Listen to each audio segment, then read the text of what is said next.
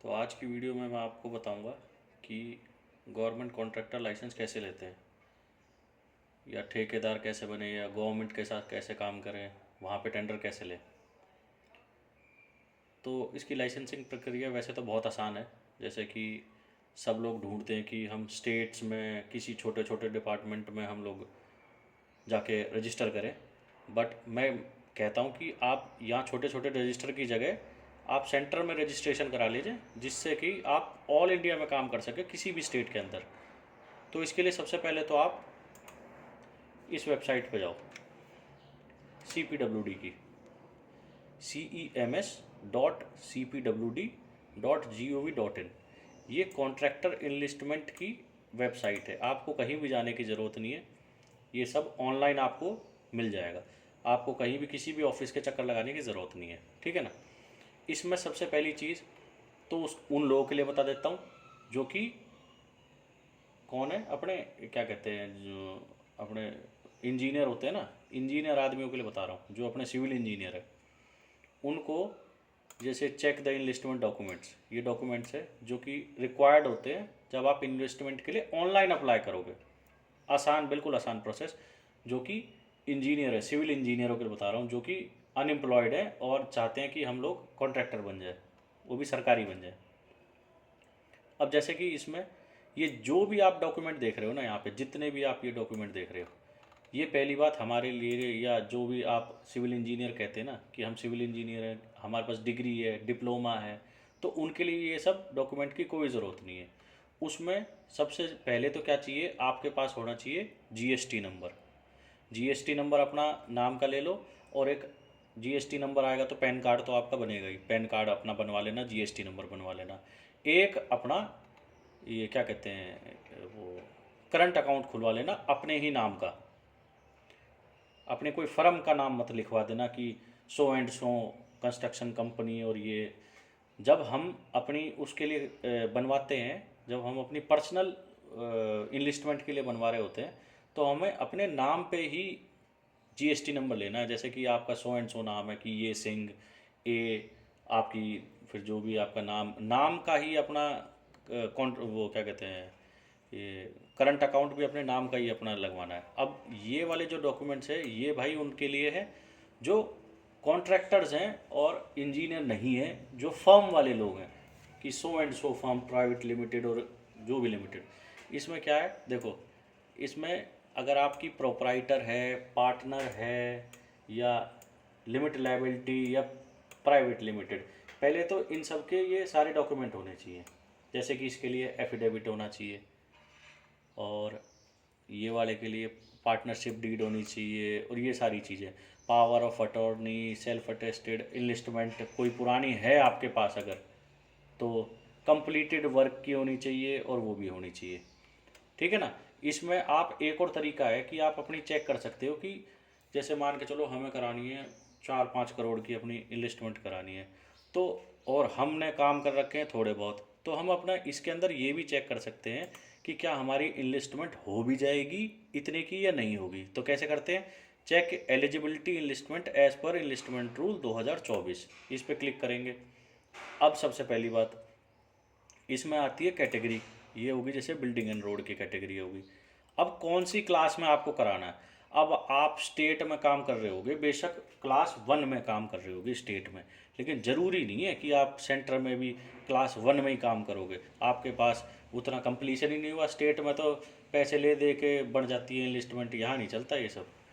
तो मान के चलो हमें करानी है क्लास 4 की। अब ये बता देगा कि क्लास 4 की क्या वो एलिजिबिलिटी होती है। अब क्लास 4 मतलब 130 लाख तक की हमारी एलिजिबिलिटी रहेगी। इसमें जो हमारी इन्वेस्टमेंट फ़ीस रहेगी 5,000 की रहेगी, और बिल्डिंग और रोड के लिए हम एलिजिबल होंगे। अब इसमें जैसे मान के चलो आप कहते हो कि मैंने 2 ही काम करे, अब 2 काम भी कितने के होने चाहिए मिनिमम, कि जिससे आपकी 1,30,00,000 की हो जाए। मान के चलो आपने 50-50 लाख के काम करे, इसमें डाल देते हैं 50 लाख, ठीक है। 50 लाख इस पे एलिजिबल है। क्या एलिजिबल नहीं है, मान के चलो 30 लाख का ही काम किया आपने, दो काम किया आपने, 30 लाख भी इसमें एलिजिबल है। इसका मतलब 30 लाख के 2 काम भी करें तो वो भी एलिजिबल है। अगर हम यूँ कहते हैं, मान के चलो ये तो हो गया 130 लाख के लिए एलिजिबिलिटी के लिए हो गया, मान के चलो हम इसमें अपनी एलिजिबिलिटी बढ़ाते हैं, इसमें बिल्डिंग एंड रोड्स में जाके। अब जैसे कोई कॉन्ट्रैक्टर कह रहा होगा हम तो क्लास 1 में अपनी वो करवानी है, तो इसमें अपनी एलिजिबिलिटी चेक कर लो। 1 का मतलब 50 करोड़, ये हो गया ना, 5,000 लाख 50 करोड़ की होगी शायद। इसमें 20,000 की क्या कहते हैं अपनी ये वो लगेगी, फीस लगेगी। इसमें मान के चलो एक काम ही आपने कोई बहुत बड़ा काम कर रखा होगा, तो इसमें मिनिमम कितने का काम होना चाहिए, मान के चलो आपने ये एलिजिबल है, मतलब 1 करोड़ का काम भी अगर आपने इसमें कर रखा है तो आप एलिजिबल हो, इसके हिसाब से ये है।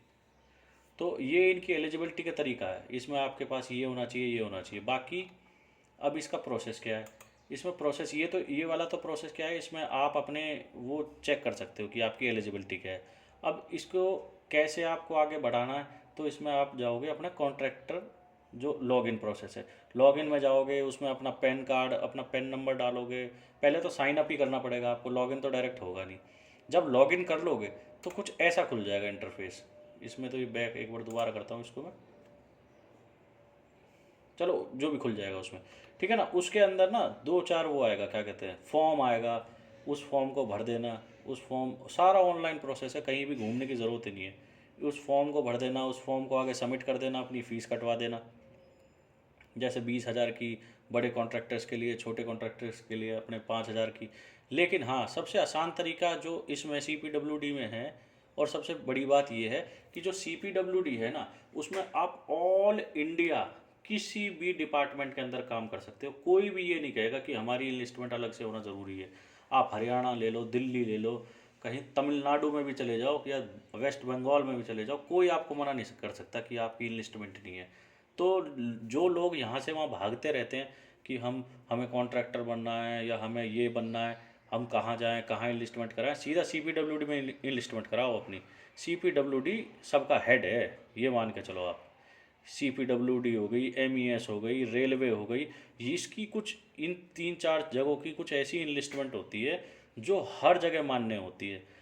और जैसे कि कई लोग स्टेट में करा के रखते हैं कि हम तो स्टेट में कराएंगे। इसमें और भी जैसे इसमें रूल्स भी किसी को पढ़ने हो ना अलग से, तो इसमें जैसे 2024 का रूल बुक है, रूल बुक को कोई पढ़ना चाहे तो इसमें जैसे ये अगर हो जाती है, अगर डाउनलोड हो जाएगी, तो इसमें आप इसमें रूल भी पढ़ सकते हो कि आप कितने से कितने का इसमें वो करा सकते हो, और ऑनलाइन ही आप इसमें सब कुछ चेक कर सकते हो।